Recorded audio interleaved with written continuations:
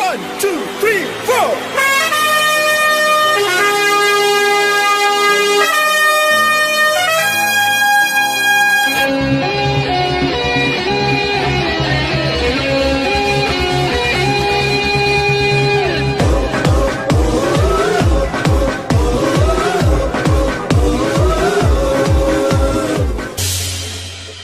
Assalamu alaikum and welcome to Crickcast powered by Inverex Solar Energy. Inverex, रोशन रहे Pakistan. I hope आप लोग खैरियत से होंगे और अच्छे से अपना ख्याल रख रहे होंगे। जैसे ही मैंने ख़त्म किया अपना शो हम न्यूज़ पर, सो मैंने सोचा जल्दी से आप लोगों के लिए ये वीडियो ले आऊँ। सो आपने जल्दी से सब्सक्राइब करना है चैनल पे। और आज था PSL 6 में मुकाबला पेशावर ज़ल्मी वर्सेस मुल्तान सुल्तान, और क्या ज़बरदस्त आज का मैच हुआ है। जो चौके छक्के जो हम मांगते हैं जो T20 में होने चाहिए, आज वही हुआ। 193 वॉज चेज डाउन, 20 ओवर्स भी नहीं लगे, पूरे 19th ओवर में जो है वो चेज डाउन कर लिया पेशावर ज़ल्मी ने और 6 विकेटों से जीत हासिल की। बट क्या ऐसा ख़ास किया आज पेशावर ज़ल्मी ने? सबसे इम्पॉर्टेंट अगर मैं कहूँ और सबसे इम्पॉर्टेंट इनिंग में कहूँ, so it was Imamul Haq. जिस तरह इमामुल हक ने आज बैटिंग की है, ऐलान किया इंजरी के बाद वापसी आने का, बिकॉज पिछली 2 सीरीज़ से इमामुल हक इंजर्ड थे और वो नहीं खेल रहे थे पाकिस्तान की तरफ से। तो आज इंजरी से वापसी आने का उन्होंने ऐलान किया। इनिशियली जिस तरह उन्होंने पार्टनरशिप की कामरान अकमल के साथ, उसके बाद जिस तरह कोहलर के साथ उन्होंने पार्टनरशिप की और एक मोमेंटम सेट करके दिया पेशावर ज़ल्मी को, क्योंकि अच्छे खासे रन्स लगे हुए थे बोर्ड पर। सो बिल्कुल उसका ध्यान रखना था और वो ध्यान बड़े अच्छे से लगाया इमामुल हक ने। और उसके बाद वो एक फ़्लो मिल गया पेशावर ज़ल्मी को और पेशावर ज़ल्मी चलता चला गया और रन्स बनाता चला गया।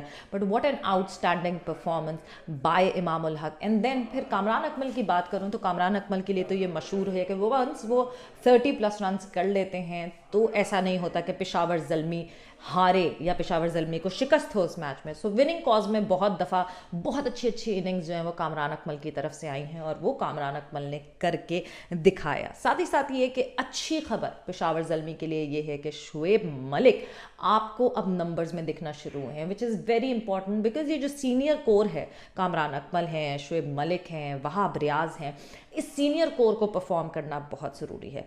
जबकि मैं अगर इन कंट्रास्ट में देखती हूँ और मुल्तान सुल्तान की बात करती हूँ, सो मुल्तान सुल्तान की तरफ से सीनियर कोर की तरफ से सो उस तरह की परफॉर्मेंस नहीं आई।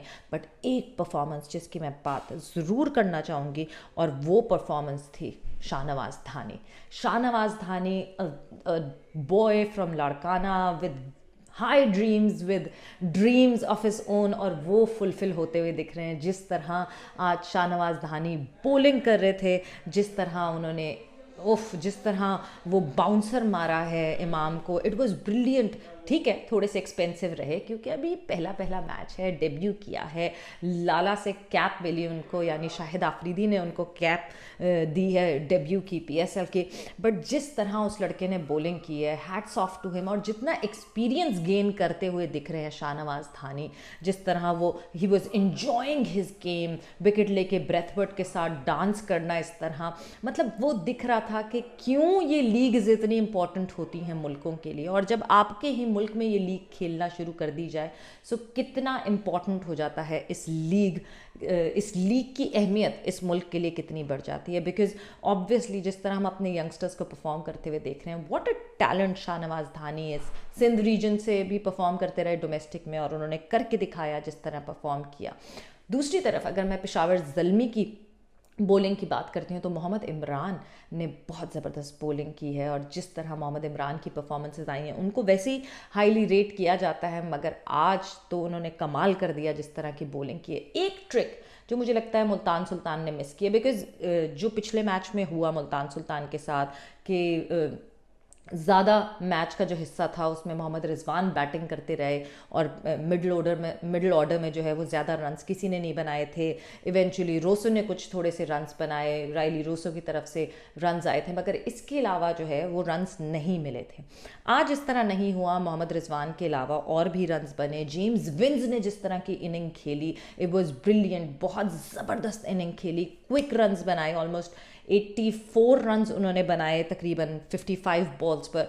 सो बहुत अच्छी परफॉर्मेंस थी और जेम्स विंस की वजह से ही था कि यहाँ तक स्कोर पहुँच गया था। इनफैक्ट अगर जेम्स विंस थोड़ी देर और रहते क्रीज पर तो शायद 200 बन जाते आज, बिकॉज जिस तरह मुल्तान सुल्तान शुरू में खेल रही थी तो वी ऑल वर श्योर के आज 200 प्लस का स्कोर बनेगा। और 200 जब स्क्रीन पर होता है तो बोर्ड पर होता है तो प्रेशर दूसरी टीम पे वैसे ही पड़ जाता है, मगर ऐसा नहीं हो सका और थोड़े से रन शॉर्ट हुए।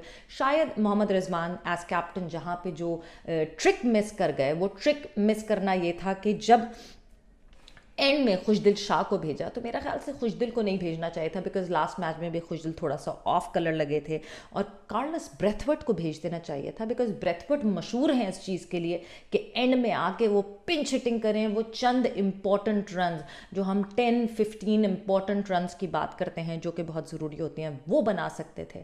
सो आज दूसरा मैच हो गया है, मुल्तान सुल्तान को सीखना पड़ेगा इन सारी गलतियों से, मोहम्मद रिजवान को सीखना पड़ेगा। अभी एज अ कैप्टन ग्रूम हो रहे हैं, वो पहली दफ़ा फ्रेंचाइज की कैप्टनसी कर रहे हैं, but a very good match all together. It's just Multan sultan and Quetta gladiator जिन्होंने अभी तक कोई पॉइंट हासिल नहीं किया है।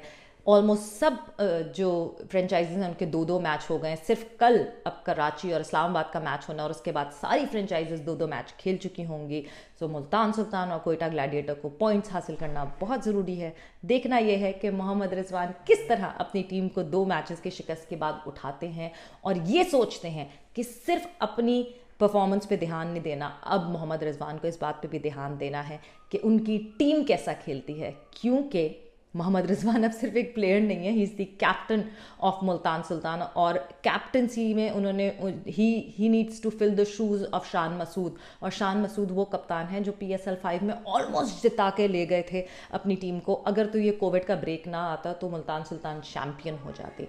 सो ये शूज़ फिल करना आसान बात नहीं होगी। So Mohammad Rizwan needs to check, Mohammad Rizwan needs to sort out कि उनको क्या करना पड़ेगा, ये जो फिनिशिंग टचेस हैं, वो जो लास्ट नॉट्स हैं, वो किस तरह वो बांधेंगे। सो विद दिस नोट आज का जो पोस्ट मैच एनालिसिस है वो यहाँ पे ख़त्म होता है। कल आपके सामने फिर से हाजिर होंगे। सबसे पहले तो पिंक बॉल टेस्ट होना है कल शुरू, और कल पाकिस्तान स्टैंडर्ड टाइम के हिसाब से 2 बजे ऑलमोस्ट पिंक बॉल टेस्ट शुरू होगा, when India will take on England at the Motera stadium. And I am looking forward to look at Motera stadium के किस तरह वो दिखेगा, वो स्टेडियम जो कि पूरा रीवैम्प हुआ है, और रीवैम्प होके कैसा लगेगा।